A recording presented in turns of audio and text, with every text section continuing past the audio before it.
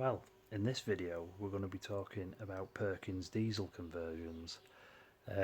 We have quite a few Perkins engine tractors knocking about around us, different years, 40s right through to the 60s, from early Mark 1s, you know, going up to like the Super Dexstar.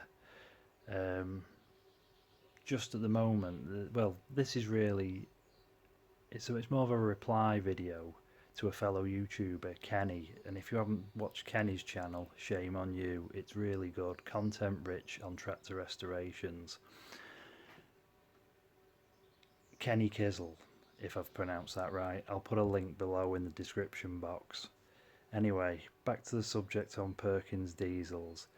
I commented on Kenny's channel on his farm all and just mentioned I was finishing an Allis Chalmers Model B, which, you know, pretty common over in the States, pretty common over here as a petrol, but I have a diesel converted, and it's done back in the day, like, you know, it was done in the 50s like as a diesel conversion. I've got a book with all about diesel conversions and that back in the day to get more fuel efficiency out the old petrol, or petrol paraffin as we call them over here, or petrol kerosene over in the States. Yeah, so just while we're in this shed, we've just finished a couple of P6s from Fordsons, the E27Ns. So I'll show you these, and we've also just finished a couple of the later 3-cylinder Perkins, the Perkins P3 152, which is used in the Massey Fergie 135, just like this one. It doesn't look much at the moment, but it's had lots of new parts, pistons, liners, crankshaft, all kinds. It's just ready for a paint job now. And here's another one. This is also for a Massey Fergie 135. And down here, underneath all the bedclothes, is a Perkins P6. Mark 1 P6 out of a Fordson E27N. This is actually an Australian import that's come back to the UK. When we bought them, we bought two. We bought them for my dad's 65th birthday. He's nearly 74 actually now, so it's been 9 years on the back burner. I bought one too, mine was slightly rougher. Anyway, since then I've bought a Fordson half track, so I'm going to put mine in a half track to make it a bit more unusual. So trying to do this. I'm only recording this on a phone, so you have to bear with me. That both engines have had a full hit crankshaft reground, new pistons, new liners, completely disassembled, all lots and lots of new parts, new valves, guides, head skimmed, everything.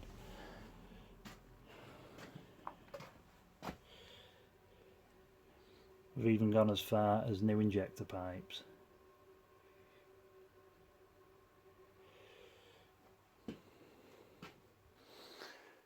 Anyway, we'll go down the garden now, and we'll show Kenny the Allis B with the P3 conversion in.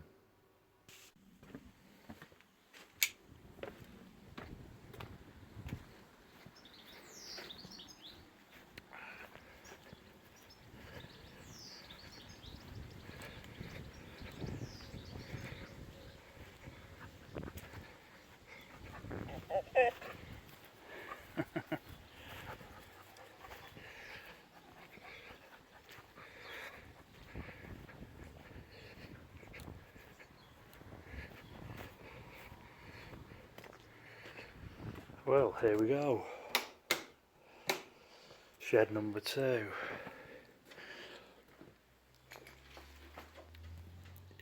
You know, at first glance it just looks like an Allis B, but it's actually an English B. It was built in Southampton at Allis Chalmers factory down in Southampton, UK. you know, it's all pretty much standard. The back end, bench seat, gearbox. That in fact, it had a 4-speed gearbox when I got it, but it was all chewed up, and I couldn't get one. I was over 2 years searching for one, couldn't find one, and I ended up having to put a 3-speed back in. I think it's with, you know, the original petrol engines, you know, this thing's like 3 times the power of the standard petrol engine, and the prop shaft that runs along the torque tube, the splines were just completely half eaten away at both ends. Oh, sorry, on the spigot gear, spigot shaft, input shaft, and the shaft on the, in fact somewhere I've got it knocking around. I'll have to have a look, see if I can find it. But the bush for the shaft into the flywheel was completely just gone, and it was just like, instead of running true, it was just in the hole of the flywheel. So that's all had to be rebushed. But it's like I say, it's all pretty standard Allis Chalmers. Dashboard may be a little bit different there because it's a diesel. It has heater buttons and hand throttles up here instead of the ratchet quadrant type. You know, wheels are all standard equipment, but you know, even to here, the bell housing, standard Allis B, and then the interesting bit starts here. Perkins. Now, we've all bought something and wish we hadn't done. Well, this is something I wished I hadn't bought it, but I'm glad I've done it because I've gone completely through it, and when it's finished, I know it's going to be right. When I bought it, it was running, but it needed a load of ether to get it going, easy start. And when it ran all right. Not much smoke, but it was really breathing out of this tube here and out the dipstick when you pulled it out. The guy who had it before me, the rubber hose that connects here, he had a little wedge in there that he used to pull out and squirt the ether in to go directly into the engine. If I operate the throttle, you'll be able to see the butterfly work there. You know, I've got pictures. Really, I should have took a film of it when I first started disassembling it because it was completely clapped.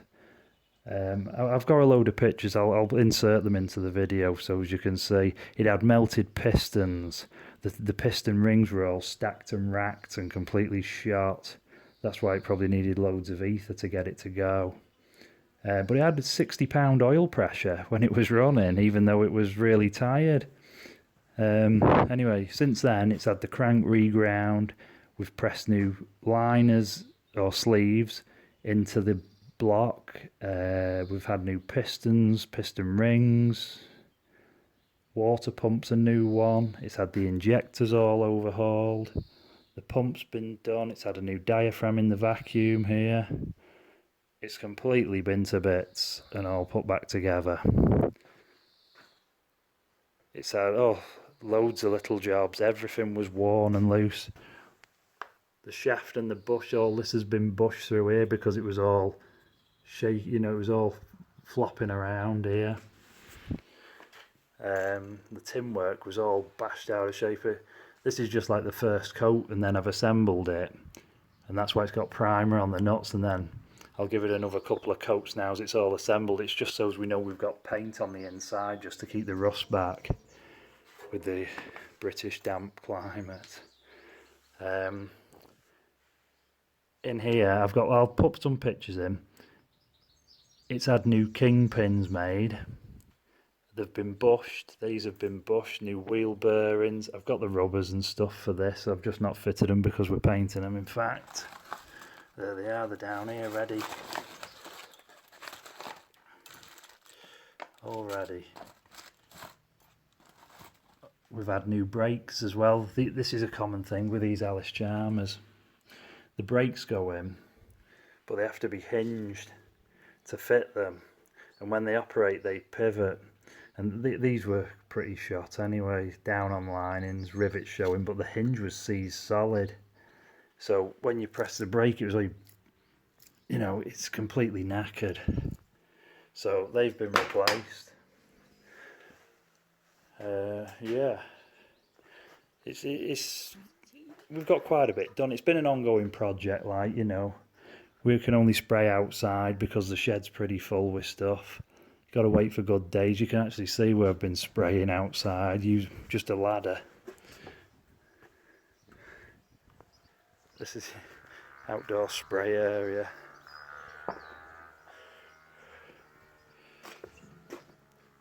See, there's some other tractors in here as well, so I didn't want the overspray going all over them.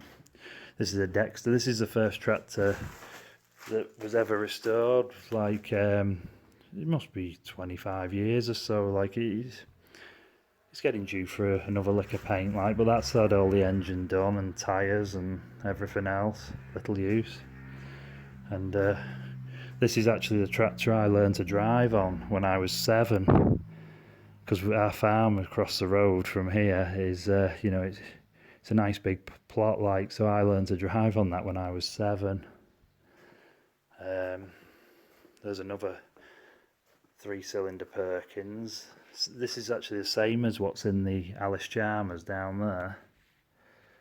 It's a Perkins P3 TA, which were the first generation of Perkins. And this one's had pistons and liners, and it's had the top of the block decked, because this one was found in a pigsty, and all the top of the block was corroded, so we've had to deck the pistons and deck the block, and, you know, because obviously the pistons are protrude further than the top of the block and hit the head, so we had to machine the pistons back a bit, because they have to have a bump clearance of, if I remember right, it's between 0 and 0.5 or 5, I can't remember, it's 0 or 5, between 0 and 5 thousandths of an inch. So I'd have to get the book and check on that. I can't think just off the top of my head. But, like, we have a lot of Perkins stuff, so we all have a lot of starters ready. These have all been reconditioned, starters and dynamos. They're all ready on the shelf waiting. And the thing is, for every starter and dynamo you see, we have a tractor that it belongs to. We have an old guy who's a retired auto electrician, and he served his apprenticeship fixing this kind of stuff, so he knows them inside out. So we've made real good use of him, because he's coming up 80, like, and people who want to work on this real old stuff is getting thin on the ground now. You know, people, unless it's modern and they can plug a diagnostic machine in, they don't really want to know. Got a Ford Fergie, a 2N here, Ford Ferguson 2N. In fact, this tractor's in the Ferguson history book by Stuart Gibbard. It's just photoed in the regs on it. It's a very late 2N that. It's got a steel core radiator, and it was first registered with its license plate in 1948. But, you know, it's probably run around a couple of years before it got licensed. And then here under the sheet, if I put this down, if I can put this down without dropping it,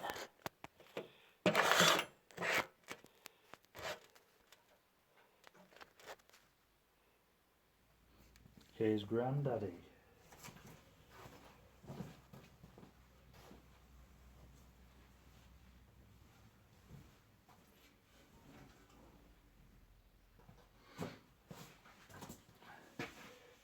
This is a Ferguson made by David Brown, quite commonly referred to as a Ferguson Brown.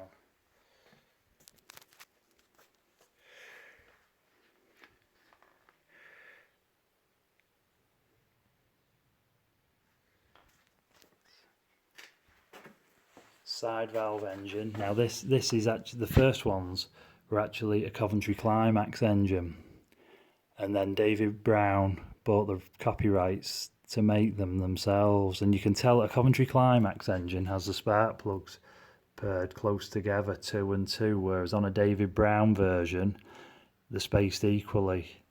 And a lot of this tractor, Harry Ferguson designed these to be the weight of a horse, and a lot of the tractor is actually aluminium.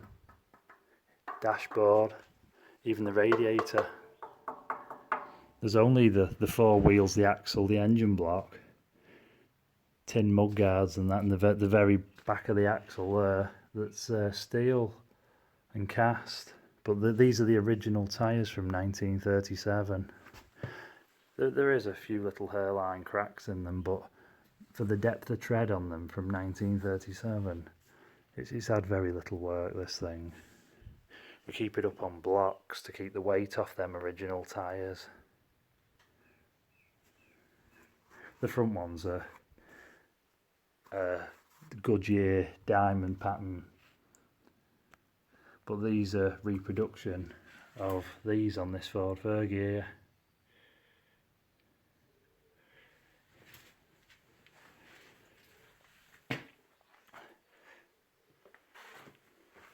Anyway, back to Perkins conversions. This is an English TE, the E's for English. So it's a T20, so it's a TE20, but it's a petrol paraffin or a petrol kerosene. So it's a TED20. Before Ferguson made his own diesel engine, he got Perkins in to design a conversion for them, and they used a P3, which is this one here, a P3 TA, and the same as in the Allis there, which is a P3 TA. Well, Perkins, see, with a Perkins you need the bell housing plate, the sump to carry the axle, and the radiator. So this is an Allis B conversion. Well, this on the bench is a Ferguson T20 conversion. It's got the Ferguson T20 bell housing plate, proper Perkins equipment. It's got the Ferguson sump to take the Ferguson axle on the front there. And this is another engine that's been fully gone through. Pistons, crank, liners, head skimmed. The trouble is we run a business, so this is only a hobby. We've only got on as well as we have done due to the lockdown and being stuck at home, basically, why we can't work. So you know,